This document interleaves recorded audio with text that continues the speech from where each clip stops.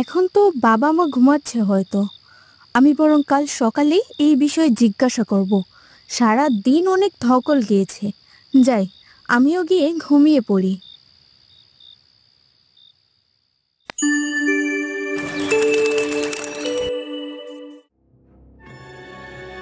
আরে, এই সিন্দুকটা এখানে! আমি তো ভুলেই গেছিলাম এটা লুকিয়ে রাখতে।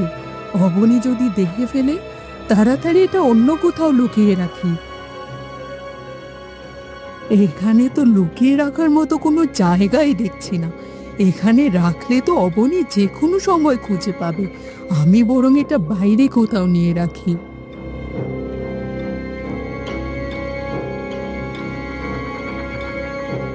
এ কি, তোমার হাতে এই সিন্দুকখানা কেন? অবনী যদি দেখে ফেলে? এইটা তো আমি লুকানোর জন্যই জায়গা খুঁজছি গো। কোথায় লুকানো যাবে তাই ভেবে পাচ্ছি না। পেয়েছি বুদ্ধি। ওই তো কোদালটা উঠানেই পড়ে আছে। দাও দেখি, সিন্দুকটা আমি ওই গাছের নিচেই পুঁতে রাখি। তাহলে আর কোনো ঝামেলা হবে না। হ্যাঁ, ঠিকই বলেছ। তাড়াতাড়ি করো, অবনীর আবার ঘুম ভেঙে যাবে।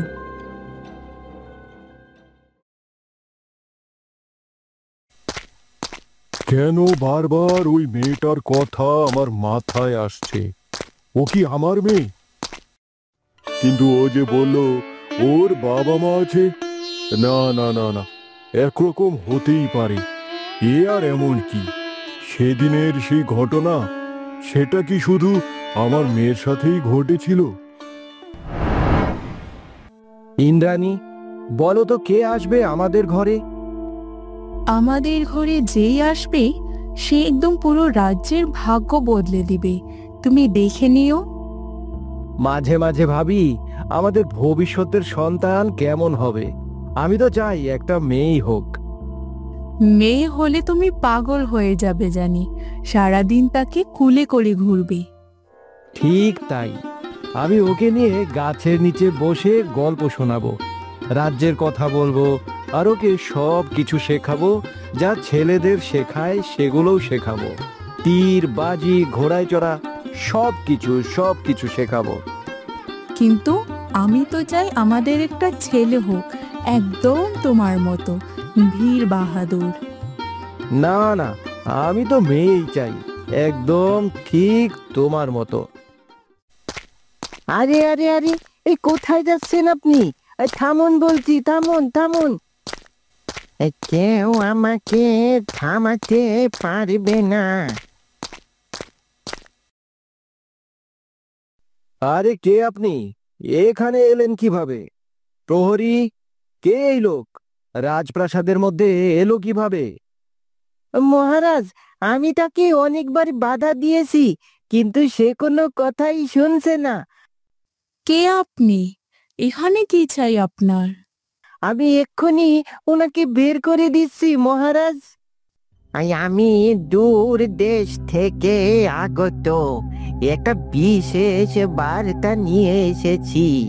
তোমরা যদি আমার কথা শোনো তবে তোমাদেরই মঙ্গল। বার্তা? কেমন বার্তা? কি বলছে এই লোক এসব? প্রহরী, কি দেখছো? তাড়াতাড়ি বের করে দাও একে। জি মহারাজ, আমি এক্ষুনি বাকিদের ডেকে নিয়ে আসছি।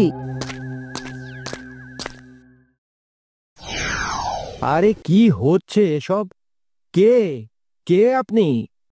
এই রাজ্যে বড় এক অমঙ্গল নেমে আসতে চলেছে, খুব শীঘ্রই।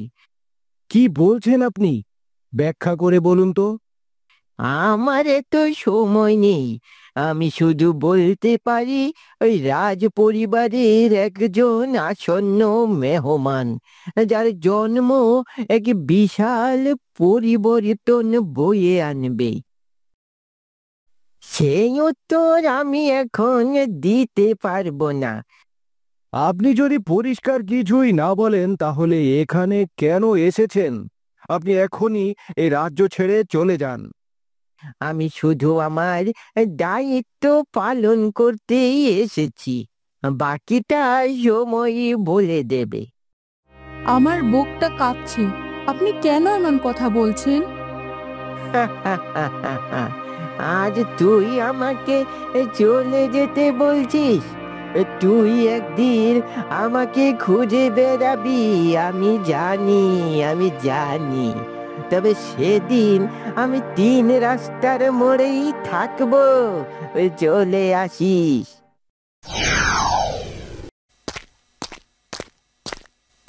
মহারাজ, আমরা এসেছি। কোথায় সেই লোক? তোমরা যাও এখন, আর পরবর্তীতে যেন কেউ রাজপ্রাসাদের ভেতরে এইভাবে ঢুকে না পড়ে সেদিকে খেয়াল রাখবে। জি মহারাজ। এখন তোমার আরামের প্রয়োজন। আমি খেয়াল রাখবো যেন কেউ আর বিরক্ত করতে না পারে। ইন্দ্রজিৎ, তার কথা আমার মাথা থেকে নামছে না। আমি এসব কথায় বিশ্বাস করি না। তুমি এসব নিয়ে ভেবো না তো। শত্রুপক্ষের কোনো চাল হবে, হয়তো হতে পারে সে কোনো গুপ্তচর। কিন্তু তার চোখে যে ভয়াবহ সত্য লুকিয়েছিল, সেটা কি বুঝতে পারোনি? অনেকেই আসে, অনেক কিছু বলে, তার মানে এই নয় যে সবই সত্য রানী। তুমি এসব বুঝবে না। আমার বুকটা কেমন যেন কেঁপে উঠল তার কথা শুনে। মনে হচ্ছে যেন ভয়ঙ্কর কোনো কিছু এগিয়ে আসছে। তুমি এখন গর্ভবতী, এসব চিন্তা করো না। এসব চিন্তা করলে আমাদের বাচ্চারও ক্ষতি হবে যে। কিন্তু যদি সত্যিই কিছু ঘটে? আমি আছি, রাজ্যের রক্ষক হিসেবে আমি যথেষ্ট। আমি কিছুই হতে দেব না। তবু আজ রাতে ঘুম আসবে না আমার। এই সন্তান যেন নিরাপদে আসে, এটাই এখন আমার একমাত্র চাওয়া। নিশ্চয়ই সে আসবে। সে বড় হবে এবং সমস্ত অন্ধকার ভেঙে আলো নিয়ে আসবে। এই বুড়ো লোকটা এলো কোথা থেকে, আর গেলই বা কোথায়? কে জানে, মুখে মুখে শুধু অশুভ কথাবার্তা। কি বলিস? অশুভ কোনো কিছু বলেছে নাকি? আরে হ্যাঁ, আমাকে বলছে এই রাজ্য ছেড়ে চলে যা, নয়তো শীঘ্রই বিপদে পড়বি। ওই কোনো পাগলই হবে হয়তো। আমার তো মনে হয় সে পাগল, নয়তো সে একজন ধোঁকাবাজ। সবই তো বুঝলাম, কিন্তু সে গেলটা কোথায়? কি জানি, আমি তো তোরেই ডাকতে গিয়েছিলাম, এর মধ্যেই সে গায়েব হয়ে গেল। কাজ না করে তোমরা কি এইভাবেই গল্প করো? এজন্যই হয়তো যে কেউ রাজপ্রাসাদে প্রবেশ করতে পারে। না মহারাজ, আমরা তো... চুপ করো আর নিজের কাজ করো গিয়ে। আর কেউ যদি এভাবে চলে আসে তবে তোমাদের গর্দান নেব বলে রাখলাম। বাবা, কি ভাবছো? কই কিছু না তো। আমি যে তোমাকে সেই কখন থেকে ডাকছি, তাকে তুমি শুনতে পাওনি? আমাকে কেন ডাকছো? কি দরকার?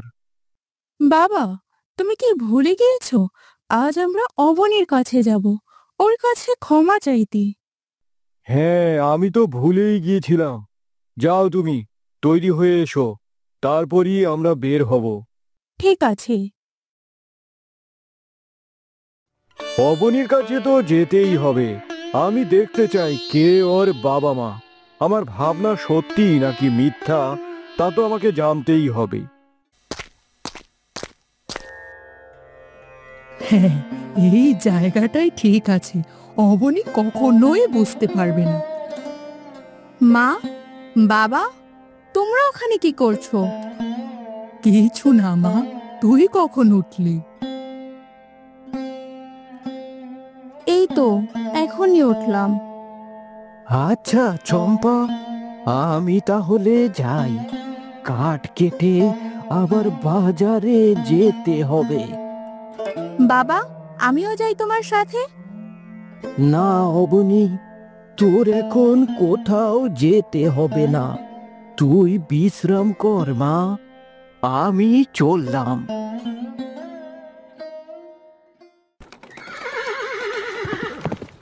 আর কত দূর যেতে হবে?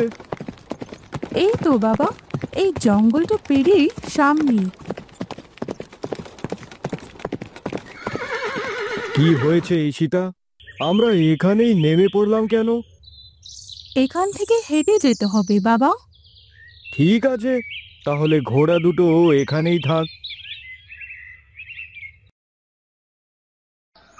অবনী, তুমি কি বাড়িতে আছো? আরে, কে আপনারা? আরে আপনারা, কি চাই আপনাদের? মা অবনী, আমি তোমার কাছে ক্ষমা চাইতে এসেছি। ক্ষমা চাইতে? হ্যাঁ অবনী, আমি বুঝতে পেরেছি আমি তোমার সাথে ভুল করেছি। তুমি আমাকে ক্ষমা করে দাও।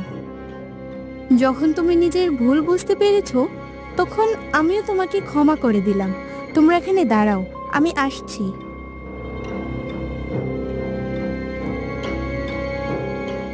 আরে, লকেটটা তো এখানেই রেখেছিলাম, কোথায় গেল? আর সেই সিন্দুক, সেটাও তো নেই। বন্ধুরা, অবনী কি সেই লকেট ও সিন্দুক আবারও খুঁজে পাবে?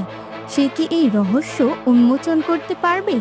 রাজার অতিথির সাথে অবনীর কি কোনো সম্পর্ক আছে? কি হবে পরবর্তী পর্বে, তা জানতে আমাদের সাথেই থাকুন। আর অবশ্যই চ্যানেলটি সাবস্ক্রাইব করুন। ধন্যবাদ।